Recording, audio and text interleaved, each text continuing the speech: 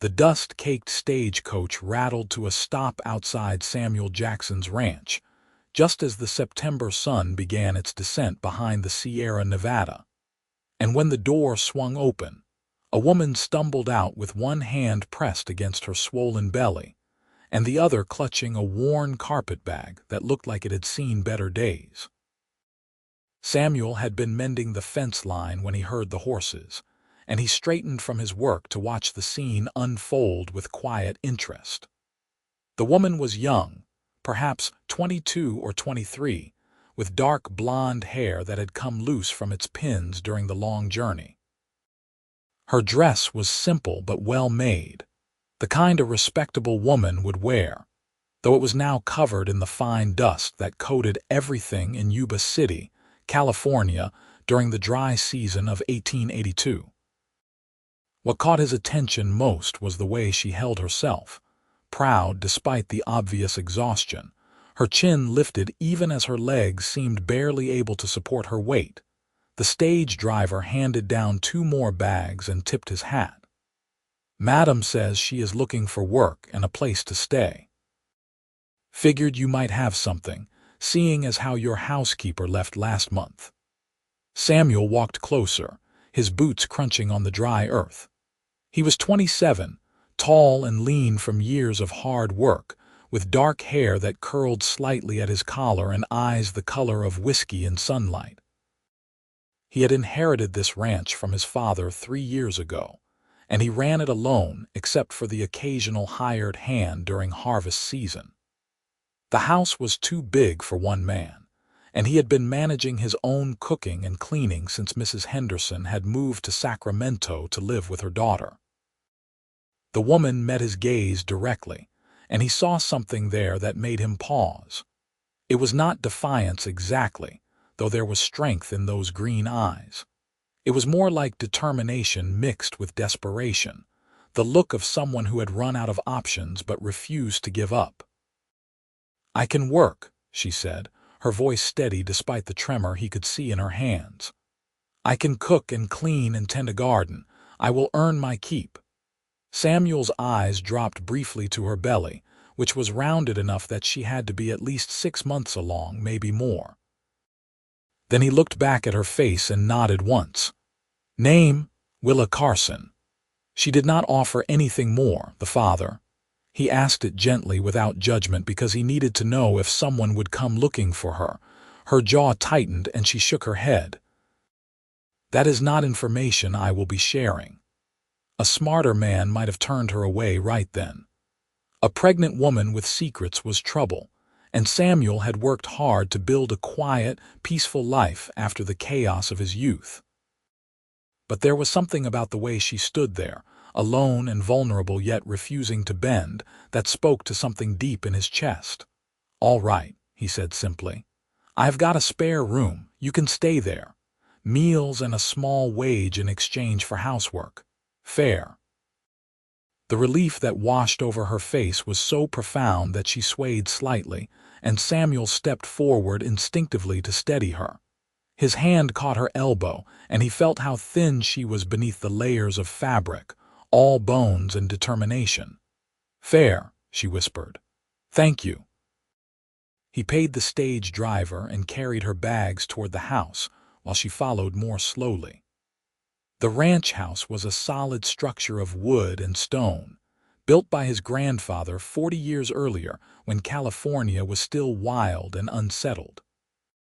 It had a wide porch that wrapped around 3 sides, a steep roof to shed the winter rains, and windows that let in the morning light.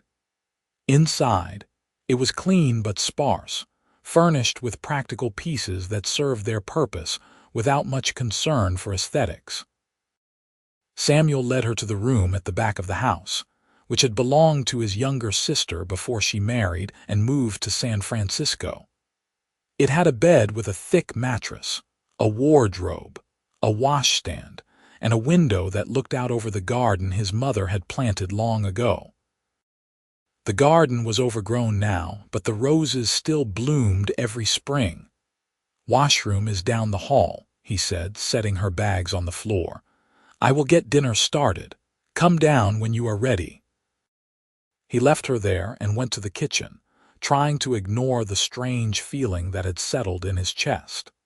He was not a man given to impulsive decisions, yet he had just invited a pregnant stranger into his home without knowing anything about her beyond her name. His mother would have called it Christian charity. His father would have called it foolishness. Samuel was not sure what to call it himself.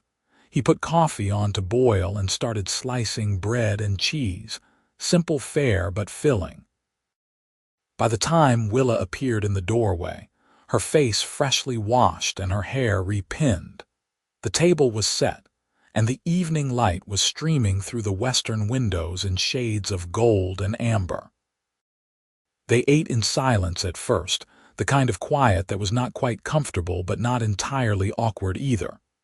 Samuel had never been much for small talk, and Willa seemed content to focus on her food. She ate slowly but steadily, like someone who had not had a proper meal in days. "How far along?" he asked finally, because it seemed like something he should know. 7 months. She took a sip of water. "The baby should come in November. You have got people, someone who should know where you are," her expression shuddered. "No, no one." That seemed unlikely for a woman of her obvious breeding and education, but Samuel did not push. If she wanted to keep her secrets, that was her right. He had his own things he did not talk about, shadows from the war and the years after that he kept locked away in the dark corners of his mind. "The work is not hard," he said instead. "Cooking, cleaning, laundry. The garden could use some attention if you are up for it. I will handle anything that requires heavy lifting. I am stronger than I look. I do not doubt it," and he did not. There was steel in this woman, hidden beneath the proper manners and soft voice. But there is no sense in taking risks, not with the baby. Something flickered across her face at that, too quick for him to read, but she nodded. "As you say." They finished the meal, and Samuel showed her where everything was kept in the kitchen. The pump was outside, but he kept a barrel of water by the stove for convenience. The root cellar was stocked with vegetables and preserved goods. Firewood was stacked on the back porch. He had a milk cow named Bessie who needed tending twice a day and chickens who provided eggs. "I usually rise at dawn," he said, "but you sleep as long as you need. First few days, just get your bearings." "I will rise at dawn as well," Willa said firmly. "I told you I will earn my keep." Samuel looked at her for a long moment, then nodded. "Good night, then." "Good night, Mr. Jackson." "Samuel," he corrected. "Just Samuel." "Samuel," she repeated, and something about the way she said his name made his pulse quicken inexplicably. "Thank you again, for this. For not asking questions." He wanted to tell her that he had asked questions. She just had not answered them. But instead, he just tipped his head and retreated to his own room at the front of the house. He lay awake for a long time that night, listening to the familiar sounds of the ranch, the wind in the trees and the distant cry of a coyote, and wondering what sort of trouble he had just invited into his orderly life. When dawn broke, Samuel dressed and went outside to start his chores, expecting to have an hour or two of solitude before Willa woke. But when he came back inside after milking Bessie, he found her already in the kitchen with coffee brewing and bacon sizzling in the iron skillet. She had found his mother's old apron and tied it around her waist, or as much as the swell of her belly would allow. "Good morning," she said, looking up with a small smile. "I hope you like your eggs scrambled." Samuel hung his hat on the peg by the door and washed his hands in the basin. "Scrambled is fine." They fell into an easy rhythm over the following days. Willa proved to be an excellent cook, far better than Samuel had managed on his own, and she attacked the housework with a determination that bordered on ferocious. Within a week, every window gleamed, every floor shone, and the kitchen was organized with an efficiency that made meal preparation almost pleasant. Samuel found himself looking forward to coming inside for meals, which had previously been just a necessary interruption to his work. Willa had a quiet manner about her, but occasionally she would say something wry or observant that made him smile. She never spoke about her past or the father of her child, but she asked him questions about the ranch, about Yuba City, about the weather and the crops and the animals. "How long have you been here?" she asked one evening as they sat on the porch after supper, watching the sun set over the fields. "All my life, more or less. My grandfather built this place in the 40s during the gold rush. Not because he wanted gold, but because he knew miners needed food. He planted orchards and raised cattle and did well enough to buy more land. My father expanded it, and now it is mine. You run it alone, mostly. I hire help when I need it, but I prefer the quiet." She nodded, understanding in her eyes. "I can appreciate that. What about you?" He asked it carefully, ready to back off if she tensed. "Where are you from?" To his surprise, she answered. "Pennsylvania originally, Philadelphia. My father was a banker." She paused, her hand drifting to her belly in a gesture that was becoming familiar. "I left 6 months ago. Long journey." "Yes." She did not elaborate, and Samuel did not press. But bit by bit, over the weeks that followed, she revealed small pieces of herself. She had been educated at a finishing school. She spoke French and played piano. She had a younger brother who was studying law. She liked reading, especially poetry, though she had left most of her books behind when she fled. That word, fled, told Samuel more than all the other details combined. She had not simply left Philadelphia. She had run. October arrived with cooler nights and the first hints of rain. The harvest was in full swing, and Samuel worked long hours in the fields, bringing in the last of the wheat and preparing the orchards for winter. Willa kept the house running smoothly, and Samuel noticed that, despite her advancing pregnancy, she seemed to grow stronger rather than weaker. The hollows in her cheeks filled out, and color returned to her complexion. She moved with more confidence, more ease, as if the burden she had been carrying was slowly lifting. One afternoon, Samuel came inside to find her in the parlor, standing in front of the old piano that had not been played since his sister left. Her fingers rested on the closed lid, and there was such longing in her expression that it made his chest ache. "You want to play?" he asked from the doorway. She startled, then shook her head. "I should not. I have work to do. The work can wait." He crossed the room and lifted the lid, revealing the yellowed ivory keys. "Please, I would like to hear you." Willa hesitated, then slowly sat down on the bench. She arranged her skirts around her belly and placed her hands on the keys, and after a moment, music filled the room. It was something classical that Samuel did not recognize, beautiful and complex, and he stood transfixed as her fingers moved over the keys with practiced grace. She played with her eyes closed, and he could see the tension draining from her shoulders as the music poured out of her. When she finished, the silence seemed somehow louder than before. Willa opened her eyes and looked at him, and he saw tears on her cheeks. "That was beautiful," Samuel said quietly. "Thank you." She wiped at her face with the back of her hand. "I have not played since I left home. I did not realize how much I missed it. Play whenever you like, as often as you want." Something shifted between them in that moment, some invisible wall coming down. Willa looked at him with new eyes, as if seeing him truly for the first time, and Samuel felt his heart beat faster in his chest. "You are a kind man, Samuel Jackson," she said softly. "I am just a man," he replied. Nothing more. But he thought about her words that night as he lay in bed, staring at the ceiling. Kind. Was that what he was being? Or was there something else driving his actions, something he was afraid to examine too closely? He had grown accustomed to having Willa in his house, in his life. He liked the sound of her humming in the kitchen and the way she laughed at his dry observations. He liked coming home to find lamps lit, and the smell of cooking and the knowledge that he was not alone, and he liked her. Not just her presence, but the quick wit and quiet strength, the way she faced each day with determination despite whatever pain she was carrying. The soft curve of her smile and the way her eyes lit up when she talked about something that interested her. It was dangerous, this growing attachment. She was pregnant with another man's child, running from a past she would not discuss.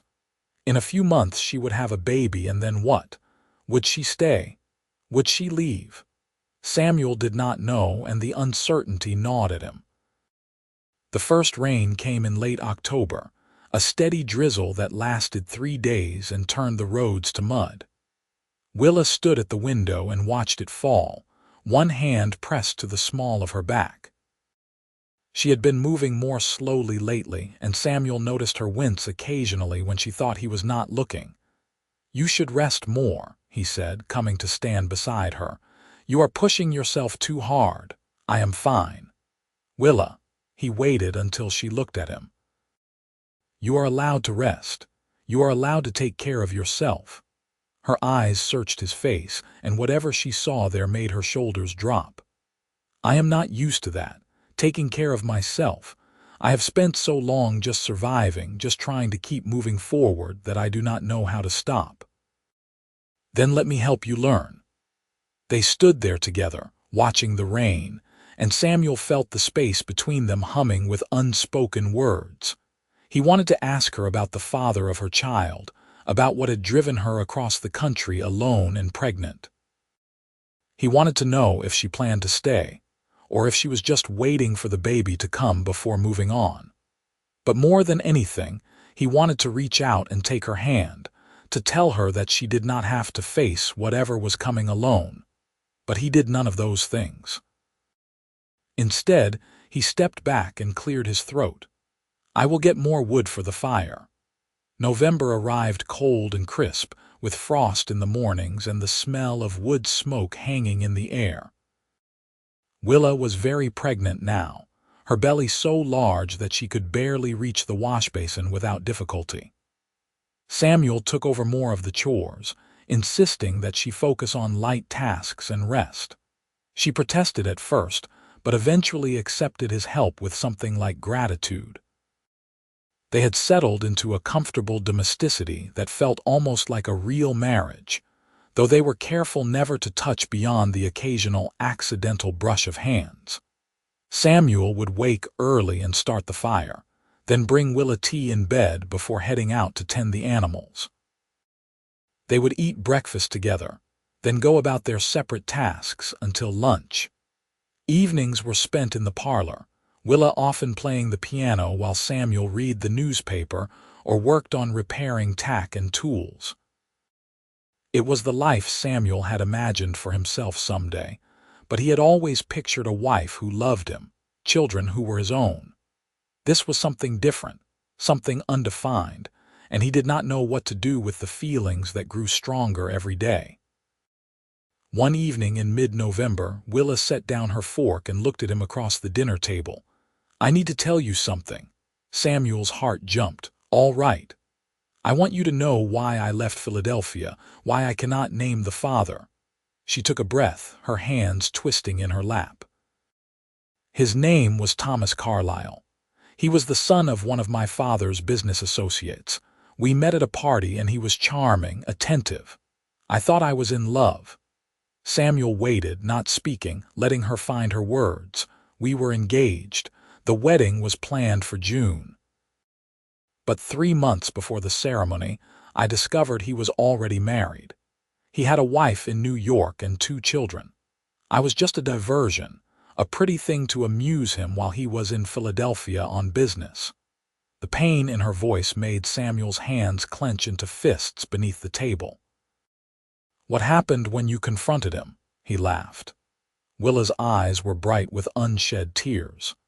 "He said I was naive to think he would actually marry me, that I should be grateful for the attention he had given me. And then he left, went back to New York to his real family, and I realized I was pregnant." Your parents, I told my mother first. She was horrified not by what Thomas had done, but by the scandal it would cause. She wanted me to go to a home for unwed mothers, give up the baby, and return as if nothing had happened. But I could not do that. This baby is mine, the only thing that is truly mine, and I will not give it away to preserve my family's reputation. So you ran. I took the money I had inherited from my grandmother and I left. I knew Thomas would never acknowledge the child, never provide support.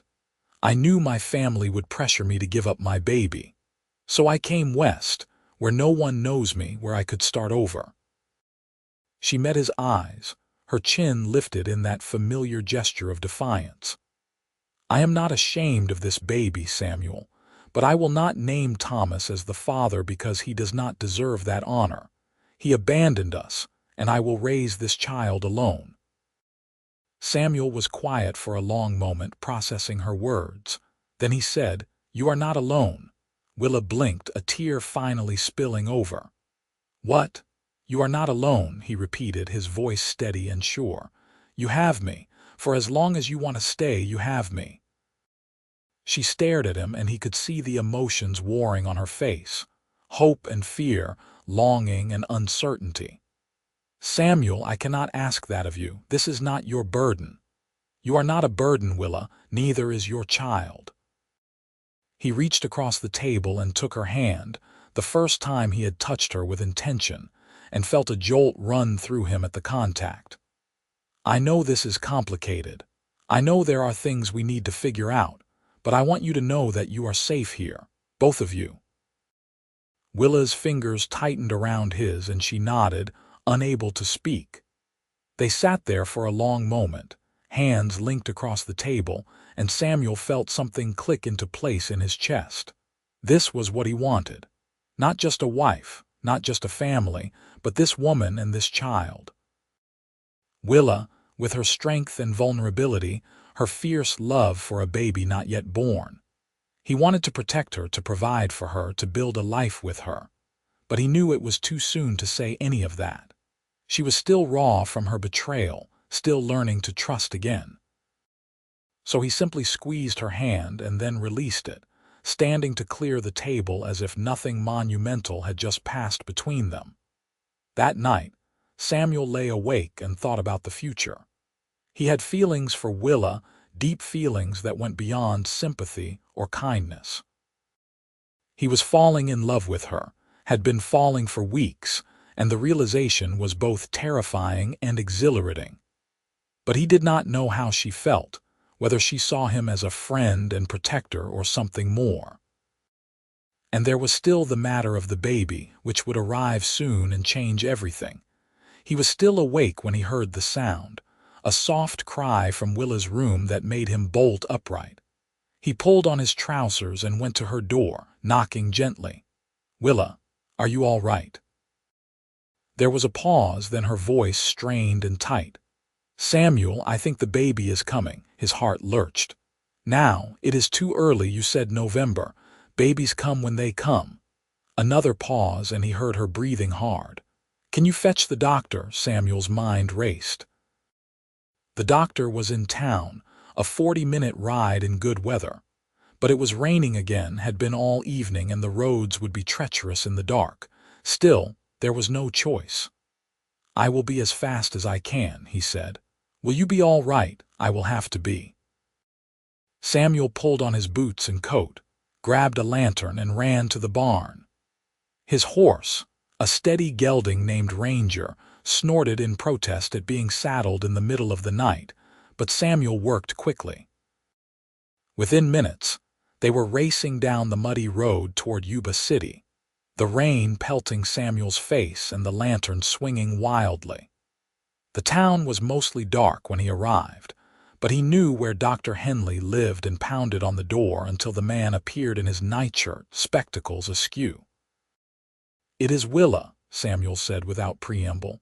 "The baby is coming. You need to come now." Dr. Henley, to his credit, did not waste time with questions. He dressed quickly, grabbed his medical bag, and followed Samuel out to where he had tied a spare horse. They rode back to the ranch through the storm, and Samuel's mind was filled with worry. What if something went wrong?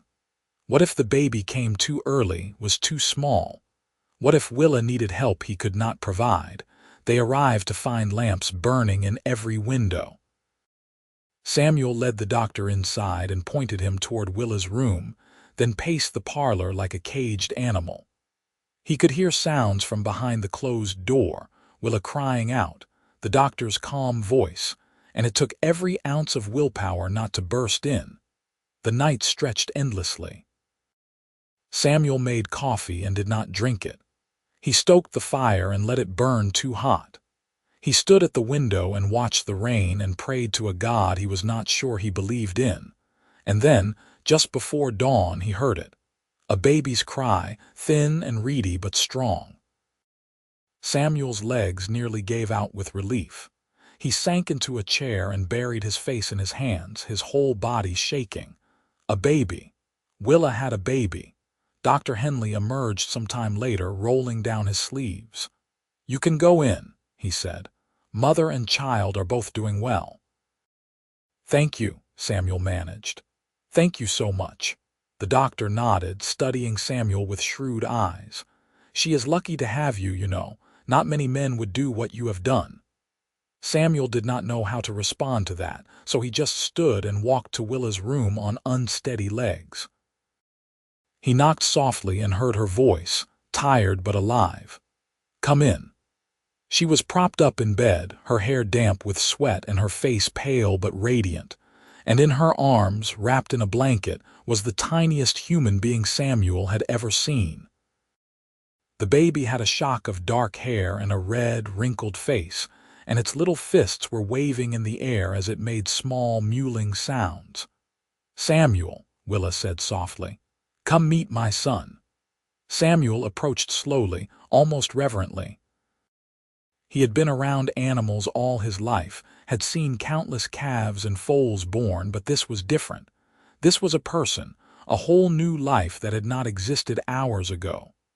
"A boy," he said, his voice rough. "Yes." Willa looked down at the baby with such love that Samuel felt his chest constrict. "I am going to name him William. William Carson. It is a good name. Would you like to hold him?" Samuel's hands trembled as Willa carefully transferred the baby to his arms. William was impossibly light, warm and solid and real. Samuel looked down into that tiny face and felt something fundamental shift inside him. This child was not his blood, but in that moment, he knew with absolute certainty that it did not matter. He would protect this boy with his life. He would raise him and teach him and love him as his own. "Hello, William," he whispered. "Welcome to the world." When he looked up, Willa was watching him with an expression he could not quite read. Tears streamed down her face, but she was smiling. "Thank you," she said, "for everything. I do not know what I would have done without you." Samuel carefully handed William back and pulled a chair close to the bed. "You would have managed. You are stronger than you think." "Maybe, but I am glad I did not have to find out." She settled William against her chest, and the baby quieted, rooting around until he found what he was looking for. Willa blushed slightly, but Samuel turned away to give her privacy, moving to stoke the fire even though it did not need it. "You should rest," he said. "Both of you. I will be right outside if you need anything." Over the following days, Samuel learned what it meant to have a newborn in the house. William was a good baby as babies went, but he needed constant care. Feeding, changing, rocking when he cried in the night. Willa was exhausted and sore, and Samuel did everything he could to help. He took over all the cooking and cleaning, brought her meals in bed, and walked William around the house in the early morning hours when Willa needed sleep. He had never changed a diaper before, but he learned. He had never soothed a crying infant, but he figured it out. And slowly, as the days passed, something remarkable happened. Samuel fell in love with William just as surely as he had fallen in love with Willa. The baby's tiny fingers wrapped around his thumb, the way his eyes would track Samuel's movements, the soft weight of him sleeping against Samuel's chest. It all conspired to bind Samuel's heart in ways he had never imagined. Willa noticed, of course. She watched Samuel with William, and something in her eyes grew softer, warmer. They would sit together in the evenings, William asleep between them, and talk about everything and nothing. Their conversations had deepened since William's birth, becoming more intimate, more honest. "I never thought I could be this happy," Willa said one night, her fingers stroking William's soft hair. "After everything that happened, I thought happiness was something I had lost forever. But here, with you, I feel like maybe I can have a real life again."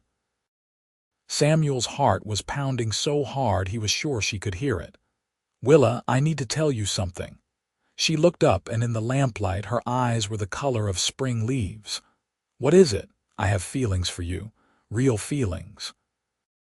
I know the timing is complicated, and I know you have been through hell, and maybe I should keep this to myself, but I cannot." He took a breath, forcing himself to continue. "I care about you, Willa, about William. I want you to stay, not just as my housekeeper, but as something more. As my wife, if you will have me." Willa stared at him, her lips parted in surprise. For a long moment she did not speak, and Samuel felt panic rising in his chest. He had ruined everything. He had pushed too hard, too fast, and now she would leave. But then she smiled, tears gathering in her eyes. "I have feelings for you too, Samuel. I have for weeks now, but I was afraid to say anything. I thought you only saw me as a responsibility, someone to help out of kindness." "No," Samuel said firmly, "never that. You are so much more than that." He reached out and cupped her face with his hand, his thumb brushing away a tear that had spilled over. "I want to build a life with you, Willa. A real life. I want to raise William as my own son and give him brothers and sisters if we are blessed with them. I want to wake up next to you every morning and go to sleep beside you every night. I want everything with you." "Yes," Willa whispered. "Yes to all of it. I want that too." Samuel leaned in slowly, giving her time to pull away if she wanted, but she did not. Their lips met in a gentle kiss, sweet and full of promise. It was Samuel's first kiss since he had courted Mary Ellen Harper when he was 19, and it felt like coming home. When they pulled apart, both of them were smiling. William chose that moment to wake with a whimper, and they both laughed, the tension breaking into joy. "I should feed him," Willa said, "and I should let you." Samuel stood, then paused. "But tomorrow we should go into town, talk to the minister." "Tomorrow," Willa agreed, and the happiness in her voice made Samuel feel like he could conquer the world. They were married a week later in a simple ceremony at the church in Yuba City. Willa wore a dress of pale blue that Samuel had purchased for her from the general store, and she carried wildflowers that were still blooming despite the late season. William was there in the front pew, sleeping peacefully in a basket. Dr. Henley and his wife served as witnesses, along with a few of Samuel's neighbors who had been curious about the woman living at the Jackson Ranch. Reverend Thompson performed the ceremony with a knowing smile, having heard the story from Dr. Henley. When Samuel slipped the simple gold band onto Willa's finger and promised to love and cherish her until death parted them, he meant every word with his whole heart. And when Willa made the same promises to him, her voice strong and clear, he saw his entire future stretching out before them like a golden road. The kiss they shared as husband and wife was deeper than their first, full of passion and commitment. The small gathering applauded, and Samuel swept Willa into his arms, making her laugh as he carried her down the aisle with William's basket in her hands. They had a small celebration at the ranch, just the doctor and his wife, and a few neighbors. Someone had brought a fiddle, and there was dancing in the parlor while Willa played the piano. Samuel held William and watched his wife, still marveling at those words. His wife. His family. When everyone had gone and the house was quiet, Samuel carried William to the nursery they had set up in the small room next to what was now their bedroom. He laid the baby in the cradle he had built with his own hands, then stood watching him sleep for a long moment. Willa came up behind him, slipping her arms around his waist and resting her cheek against his back. "Are you happy?"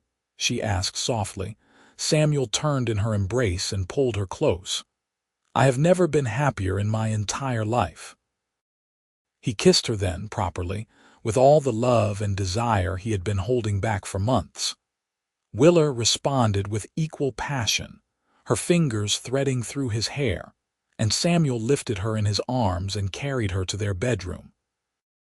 They were careful, mindful of her body's recent ordeal, but the connection between them was profound and beautiful.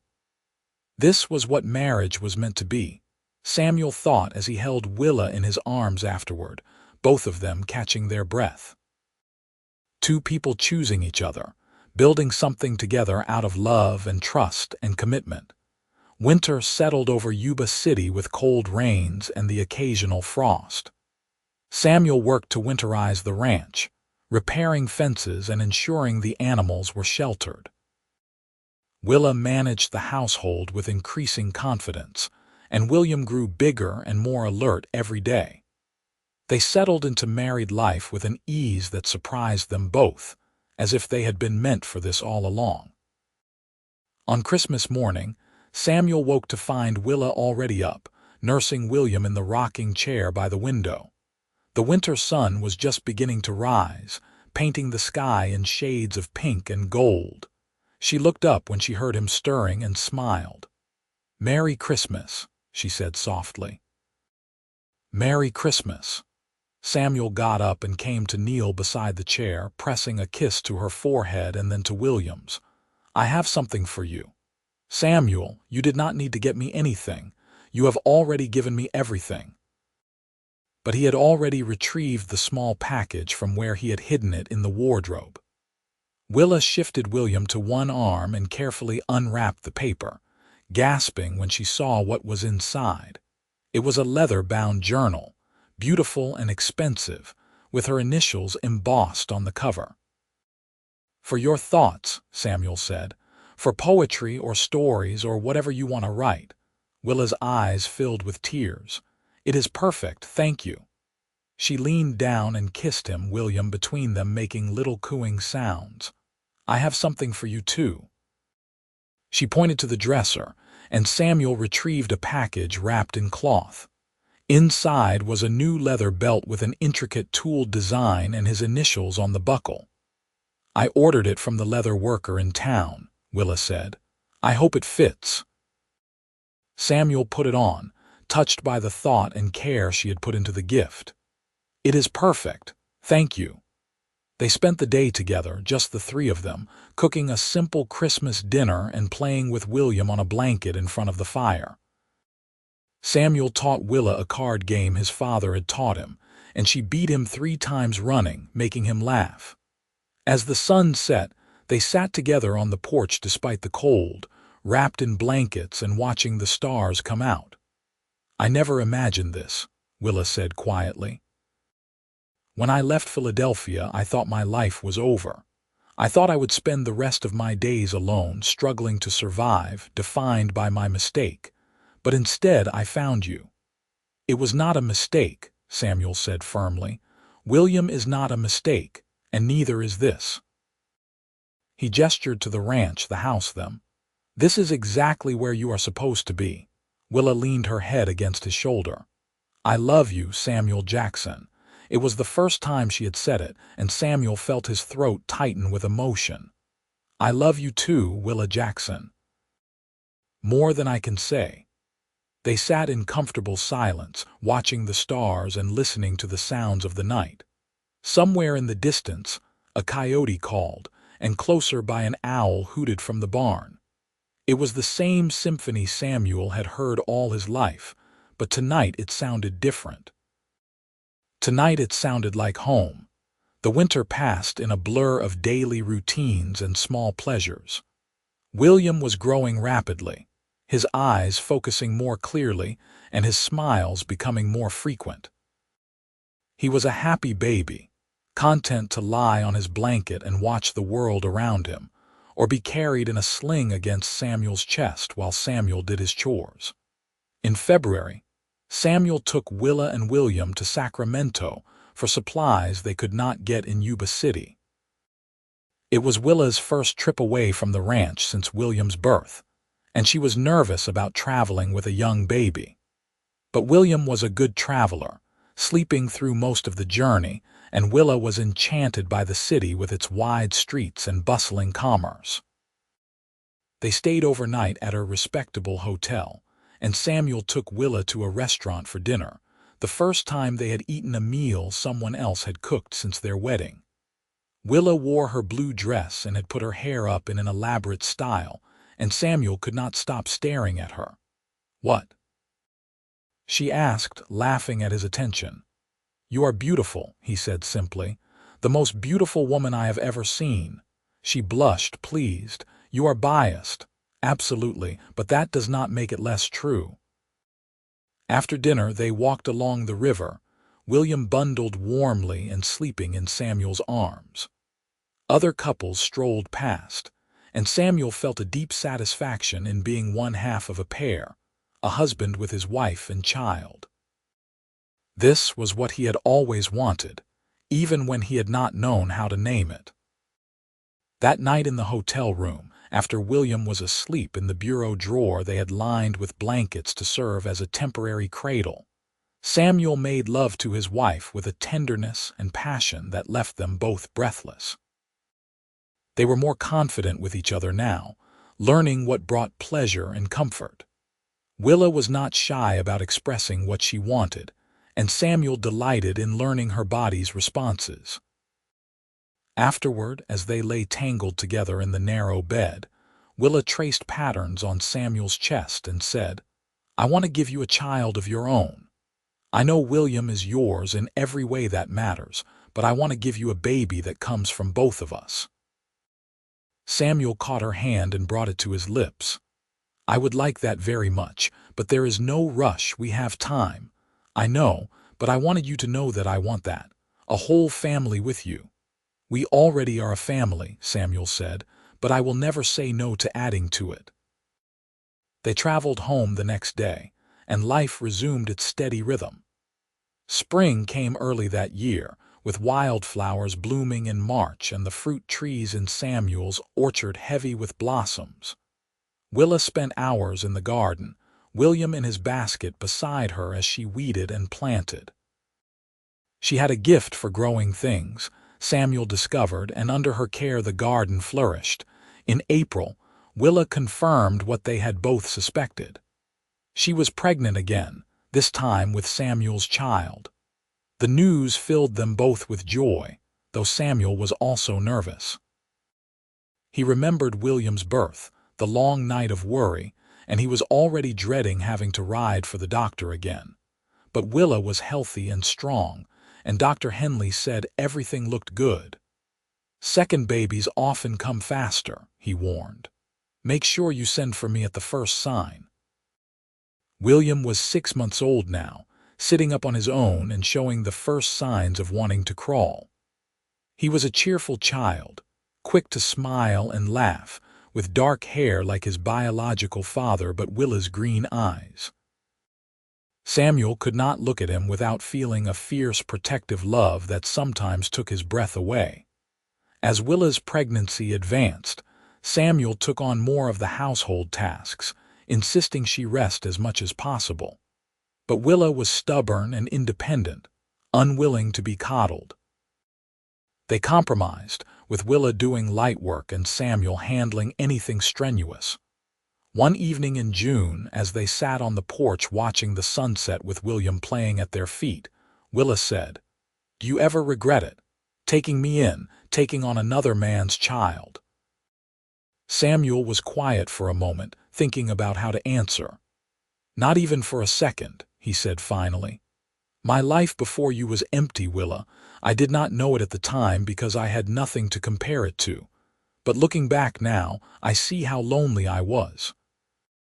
You and William gave me purpose, gave me joy. I cannot imagine my life without you. Even knowing all my secrets, all my mistakes, especially knowing them, because they brought you to me." He reached for her hand, lacing their fingers together. "Everyone has a past, Willa. What matters is what we do with our future." She squeezed his hand, her eyes bright. "I am so lucky to have found you. I am the lucky one." They sat together as the sky darkened and the first stars appeared, William eventually falling asleep in Willa's lap. Samuel marveled at how right this felt, how completely content he was in this moment. He had everything he needed right here. In September, Willa went into labor for the second time. It was mid-afternoon, and Samuel was in the barn when she called for him. He sent one of the hired hands for the doctor, and stayed with Willa, holding her hand and offering encouragement as the contractions came closer together. Dr. Henley arrived just before sunset, and this time Samuel stayed in the room, unwilling to leave Willa's side.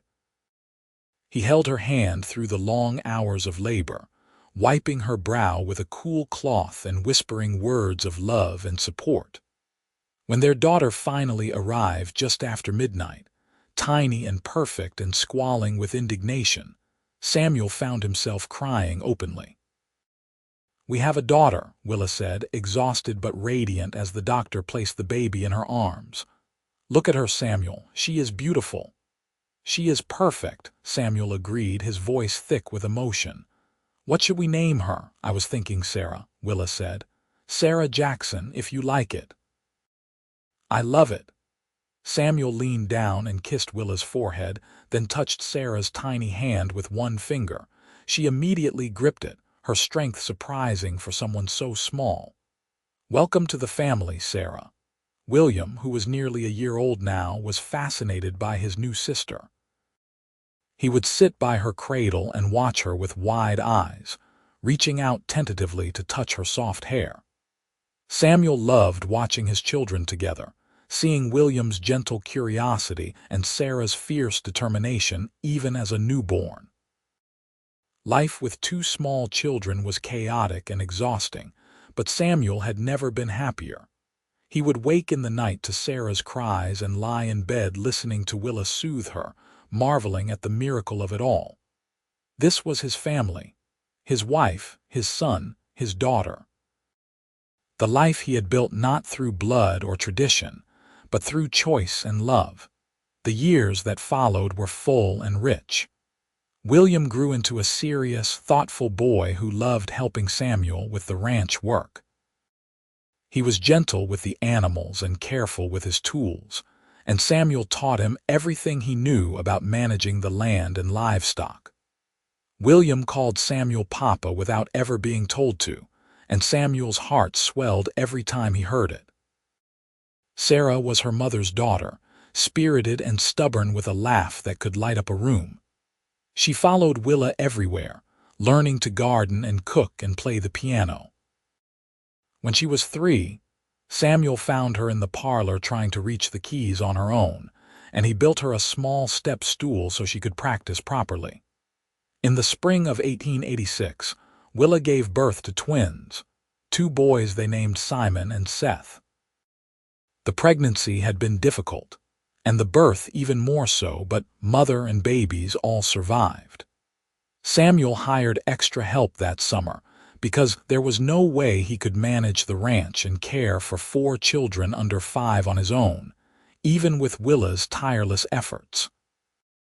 The house that had once seemed too big for one man now felt full to bursting with life. There were always children underfoot, always noise and laughter and occasional tears. Samuel's quiet, orderly life had become wonderfully chaotic, and he would not change a thing. On their 5th wedding anniversary, Samuel surprised Willa with a new piano, a beautiful instrument shipped all the way from San Francisco. It had cost a small fortune, but the look on her face when she saw it made every penny worth it. She played for hours that day, the music filling the house and spilling out into the yard where the children played. That evening, after the children were finally in bed, Samuel and Willa sat on the porch as they had so many times before. She was leaning against him, his arm around her shoulders, and they watched the stars in comfortable silence. "Can you believe it has been 5 years?" Willa asked softly. "Sometimes it feels like we have known each other forever. Other times it feels like we just met." "I know what you mean." Samuel pressed a kiss to the top of her head. "Best 5 years of my life. Mine too." She tilted her face up to look at him. "Thank you, Samuel, for everything. For taking me in when you did not have to, for accepting William as your own, for building this life with me. I never dreamed I could be this happy." "You do not have to thank me," Samuel said. "Loving you has been the easiest thing I have ever done." They kissed, slow and sweet, and Samuel felt the same flutter in his chest that he had felt on their wedding day. After all these years, all these children, all these shared moments of joy and struggle, he still felt that spark when he looked at her. "Should we go inside?" Willa asked, her voice low and suggestive. Samuel grinned. "I thought you would never ask." The years continued to pass, marked by the changing seasons and the milestones of their children. William learned to ride when he was 6, and Samuel taught him to rope and herd cattle. Sarah started school in town, charming her teacher with her intelligence and sass. The twins were inseparable, always getting into mischief together but fiercely loyal to each other and their siblings. In 1889, when William was 7 and Sarah 5, Willa announced she was pregnant again. This pregnancy was easier than the twins had been, and in the spring of 1890, she gave birth to another daughter they named Rose. With 5 children now, the Jackson Ranch was a place of constant activity and noise, but Samuel thrived in it. He had hired on permanent help by this point, a young man named David who was good with horses and patient with the children. Samuel expanded the orchards and increased the herd, and the ranch prospered. But his greatest joy was not the financial success, but the family he came home to every evening. The dinner table surrounded by children, Willa at the other end smiling at something Seth had said. The sound of piano music and childish laughter filling the house. The way William would seek him out for advice, or Sarah would climb into his lap for a story, or the twins would compete for his attention. On the evening of William's 10th birthday in 1892, Samuel found Willa in the garden after the party had ended and the children were in bed. She was sitting on the bench under the roses, her face tilted up to catch the last rays of the setting sun. "Penny for your thoughts," Samuel said, settling beside her. "I was just thinking about how much has changed since I came here," Willa said. 10 years ago, William was not even born yet. I was still in Philadelphia, engaged to Thomas, thinking I knew what my life would be. And now look at us. 5 children, a thriving ranch, a marriage I never dared dream possible. Do you ever wonder what happened to him? To Thomas?" Willa shook her head. "Not really. Sometimes I am curious, but mostly I just feel grateful that he showed his true colors before we married. If he had not, I would never have come here. I would never have met you or had our children. In a strange way, his betrayal was the best thing that ever happened to me." Samuel understood what she meant. His own path to this moment had been winding and uncertain, but every step had been necessary. "Do you think William should know? About Thomas, I mean. About who his biological father was, maybe someday," Willa said thoughtfully.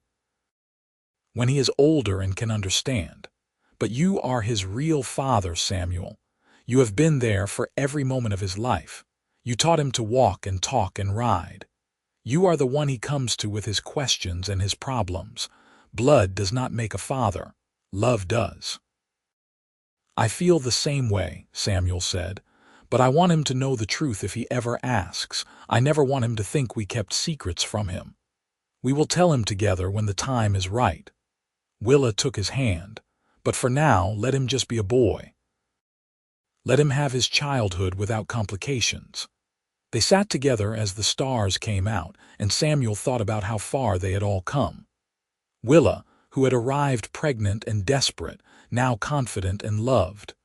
William, who had been born into uncertainty, now secure and happy. And Samuel himself, who had been lonely without knowing it, now surrounded by more love than he knew what to do with. The 1890s brought changes to Yuba City and to California as a whole. The railroad expanded, bringing more people and more commerce. The ranch continued to prosper, and Samuel and Willa were able to save money for their children's futures. William talked about wanting to study agriculture, maybe even go to the university in Berkeley. Sarah wanted to be a teacher. The twins were still too young to know what they wanted, but they were bright and curious, full of potential. In 1895, Willa surprised Samuel with one final pregnancy.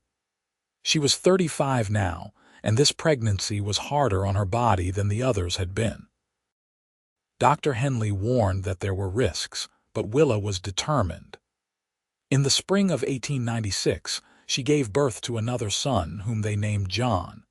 He was small and delicate, and Samuel worried, but John proved to be a fighter. By the time he was a year old, he was healthy and strong, if still the smallest of the Jackson children.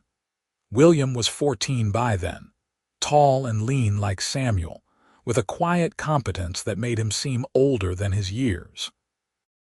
He was Samuel's right hand on the ranch, capable of handling most tasks without supervision. But he was still a boy in many ways, still full of wonder and questions, and Samuel cherished the conversations they had while working side by side. One afternoon, as they were mending fence in the south pasture, William said, "Papa, can I ask you something?" "Of course."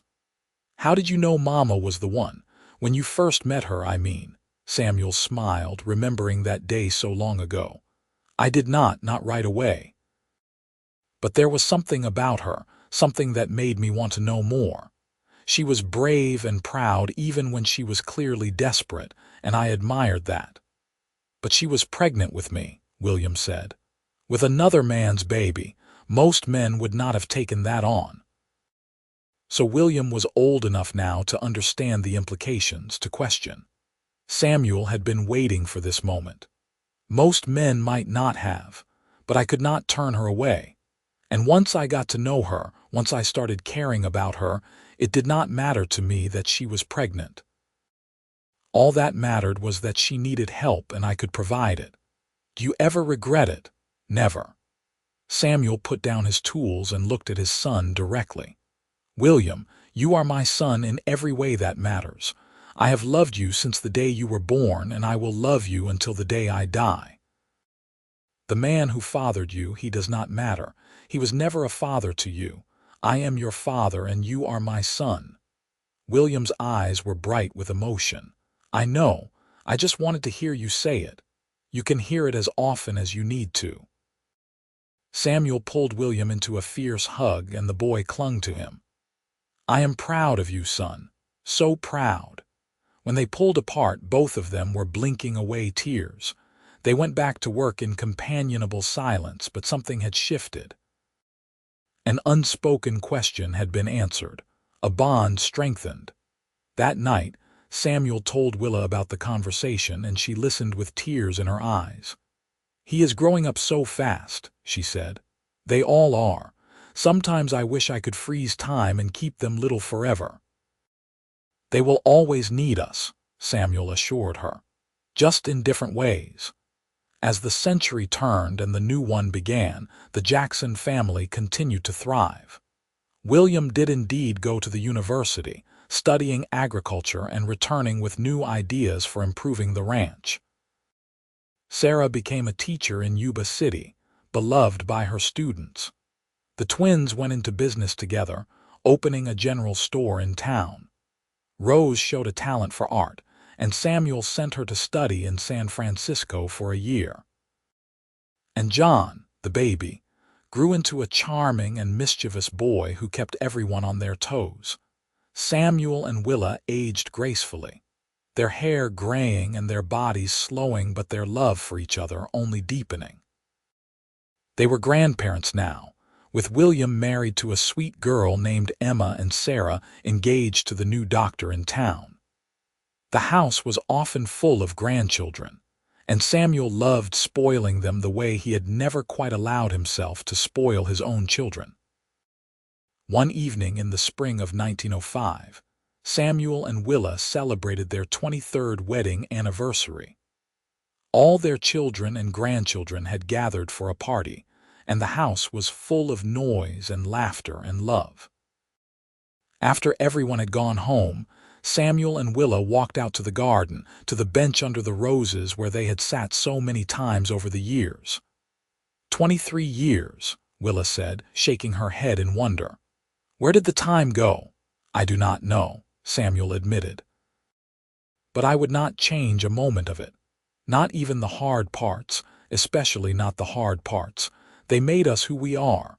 Willa leaned against him, fitting into his side as naturally as breathing. I love you, Samuel Jackson. I have loved you for 23 years, and I will love you for 23 more if we are blessed with that much time. I love you too, Samuel said, his voice thick. You are the best thing that ever happened to me, Willa. You and our children, you made my life complete. They sat in the gathering darkness, surrounded by the roses that bloomed every spring without fail, and Samuel felt a profound sense of peace. He had lived a good life.